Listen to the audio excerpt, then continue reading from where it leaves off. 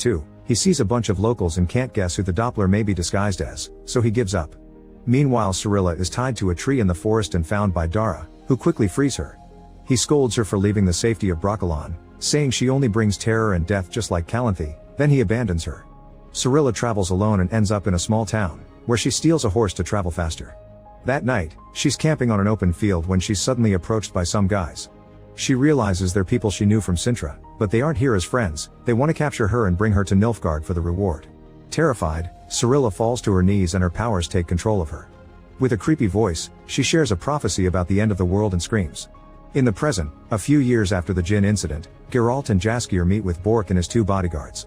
Over a drink, Bork explains a dragon has appeared in the kingdom, and the locals tried to attack it to get its gold. In revenge, the dragon has destroyed half of the countryside. The king has now put a price on the dragon's head, so lots of teams are getting ready to go after it.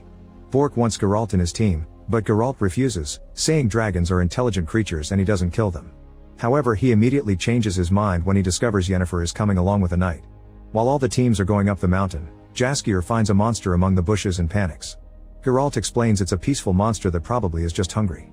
However, the knight comes forward and viciously slays the poor creature, decapitating it before continuing to hit it with his sword. Later, when the group stops to rest, the knight roasts the monster and eats it, which makes him feel sick and run to relieve himself in the woods. The next morning, the group discovers that the knight was murdered while pooping. Yennefer is furious because she lost her sponsor and Geralt asks her why she wants to kill the dragon. She explains that a dragon's heart can cure infertility, but Geralt just laughs at her, saying it's an urban myth. Then the dwarf team announces they don't trust the team of mercenaries, believing them to have killed the knight, so they'll take a shortcut.